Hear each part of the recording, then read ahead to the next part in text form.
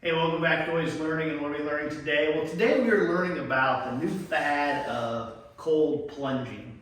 And I just started, I've been doing it for about 30 days. My daughter's got me the cold pod off Amazon. I'll put the link in the description below. It's like $159. This is the XL version. If you want the smaller one, it's about $119. I'm 5'9", about 215, and so I can fit in it and get up to my shoulders. My son-in-law, he's like 6 foot, probably about the same. He's pretty big boy. He can get in it, no problems either. But I just keep it in my garage. I went to Lowe's and just bought a little mat just so I can kind of wipe my feet before I get in it. I just literally have it between our two cars, so it doesn't take much space. It comes in this little bag. So if you do, want to put it away or take it on a trip with you, this is all the bigger it takes. You really just, it has this little pump, and comes with a cover, but the little pump just literally pumps up. You put it in, it pumps up this little ring. This is the only thing that's inflatable about it. And then it has these little white PVC pipe that you literally just shove up into a sleeve, and there's about 6 or 7 of them. That's what supports them. And what's crazy is once you put the water in and you get in it, I was afraid when I got in and it was going to tip over, but I can literally get in it and push my back against it, and totally supports me. And then you just fill it up. It takes about it holds 110 gallons, but once your body gets in there, it displaces the water. So I have it about 8 inches from the top. And then I went ahead and I bought this little guy. He's a little floaty, cute, and it tells me what the temperature is. For the cold plunge, you want to, for the health benefits, you need to get in it for 11 minutes. Doesn't matter how you want to break that up. 11 minutes for, let's say, 42 to 55 degree water. And that's where you get the benefits. I also went ahead and bought this little $19 submersible pump on Amazon that I can put in there, and then I hook this tube to it so I can pump it out of my garage, because you do need to refill it about every 2 weeks at least. I usually fill it about every week because I've got different people in my family, so there's more people than just me that are using it. I also bought some 12% hydrogen peroxide to put in a little bit to help kind of disinfect it. So that's kind of the basic setup of it and takedown of it. And cleaning of it is pretty simple little process to manage it. The biggest thing is probably keeping the temperature where it's at. It got down here in Kansas to -6. And so in the garage, it got cold. So there's a couple days where I had to break ice to get into it. It's 32. And I would take a 5-gallon bucket, dip in it, get rid of 10 gallons, and then I'd go inside and fill the tap as hot as it would go and dump it in there. And by doing that, I could regulate it from 32 degrees up to about 42 degrees. I think the perfect temperature is about 44 for me, but I would recommend when you first start off, start at 55 and then kind of work your way down using ice to kind of get it lower. Like I said, the tap water outside from your hose, from your outside faucet, is going to be about 55 to 60 degrees. So you're not going to have to add a ton of ice to get it down 5 degrees. All right, so you got this bad boy. It's all filled with water. You're ready to get in it first time. Like I said, I recommend you start out at 55. You're just going to want to get in this thing. Can't be scared.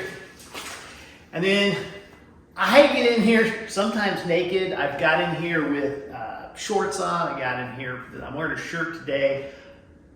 I didn't want some of you to sin, and then I didn't want some of you basically to lose your eyesight. So anyway, but you can get in here any way you want, and then you're going to take 4 deep breaths. And then you're going to hold the last one, and then go down.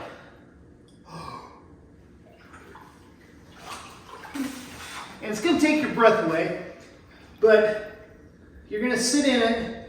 And like I said, I'm 5'9", and I'm 215, and I can get in here. And what's crazy is when I first got in here, I had to get in on my knees, and now I'm sitting cross-legged in here all the way down to my bottom. And then you can put your face under if you want. But the benefits of cold plunging, I'm going to go through them. The ones I've seen is reduction of inflammation. I get a lot of inflammation in my hands. That's almost all gone. I get in it every day. So the inflammation is gone. If I'm doing floor work, like I was upstairs yesterday in the attic putting new flooring down, or if I'm on concrete working on my hands and knees on a project, and I get up the next day, I'm usually sore. My hips are sore, my knees are sore, and after cold plunging, I don't really have that. Yeah, I'll be a little sore, but as soon as I cold plunge, 30 minutes, it's usually gone. So the inflammation is a big one for me. The other one is, the first day I cold plunged, I did it at 8 o'clock in the morning, and at 2 o'clock in the afternoon, I'm at Lowe's, and I'm going, man, I am crazy alert. What is going on? Well, I Googled it, looked online, and it's the increase in norepinephrine. So for me, it's helped eliminate a lot of brain fog and just helped with mental clarity is kind of what I've seen. So those are probably the two biggest reasons why I do it. The other one that they talk about is when you get in, what happens is your body's freaking out because it thinks that you're going to die. You can get hypothermia in less than 70-degree water because the water has this effect where it's covering your largest organ, which is your skin, where if you're inside and you're in 70-degree air, you're not going to get hypothermia. So your body thinks something bad's going to happen. So it sends all the blood to your internal organs, to your brain, to your lungs. So you really get a benefit of increasing your circulation to those organs and parts of your body first thing in the morning. So that's what the first thing happens. It's your body's defense mechanism to protect you.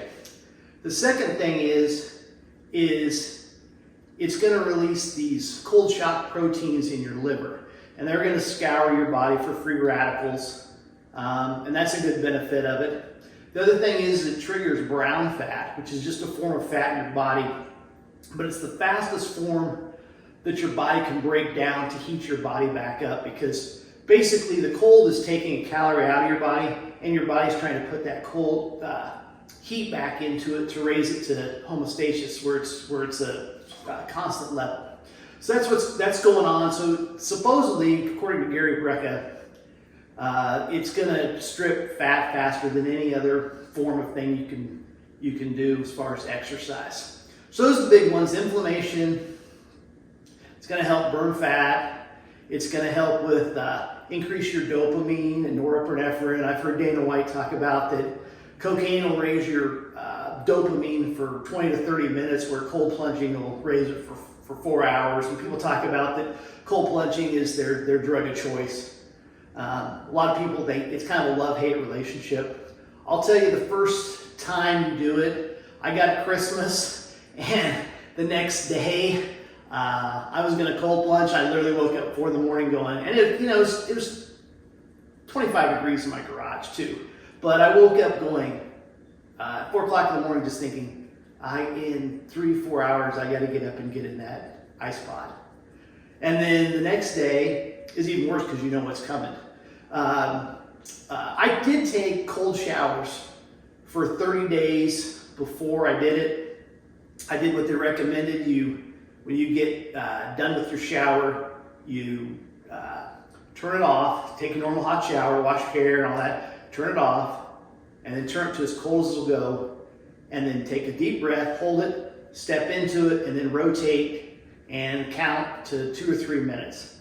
To me, that was way worse than this, because this 35 seconds, you kind of takes your breath away, and you're kind of cold, and then your hands will burn, your skin burns a little bit because it's cold, you'll get goosebumps.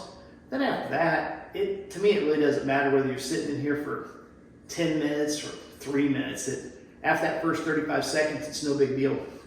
But then the second day, so you do the first day, and you kind of got some anxiety, and then the second day, you know what's coming. So you got even more anxiety. But then once you get to like day 4 or 5, I don't even think about it. Like I'm sitting in it now. I already did a plunge this morning, and I'm doing another one just for the sake of this video. So anyway, I think those are all the benefits. I'm trying to think if there's anything else. It's supposed to help boost your immunity just from being cold. The only side effect I really get from it is I'll be cold. You supposedly, according to Huberman, you want to let your body naturally warm up. You don't want to go straight from this into a warm shower. Now, a lot of people will go from this into a sauna, but I usually just, like I said, come out here, come down the hall, I get naked. I come out here, I get in here, I play some music, put it in the lawnmower, play some music, set my timer, and by 2 songs, it's done. The timer goes off. I get up, I towel off, I go in, I put on my clothes, and usually warm up, because you want to let your body warm up because it's burning calories to heat that back up. And then after you kind of get where you're warm, then I go take a shower for the day. I will say though that that's, like I said, the only side effect is I get like a chill. Probably the first 20 days, I was probably cold all day. It didn't help that it was cold outside and it was probably 66 degrees in our house. Even with the jacket on, I would get a little chill, but that's the only real side effect that I've seen from it. Anyway, and then you're done. You simply stand up. Like I said, it's pretty, I was afraid it's going to tip over, but it really will support you. And then you stand up, towel off. You know, if you got a mower handy, you can use that to get out. And then you just get out and dry it off.